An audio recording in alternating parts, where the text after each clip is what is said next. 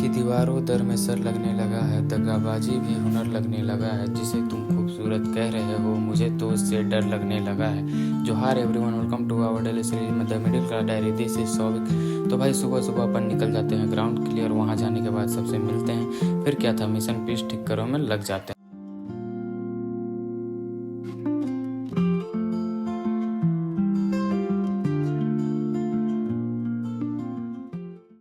Practice के बाद हम लोग निकल जाते हैं कचौड़ी के खोज में।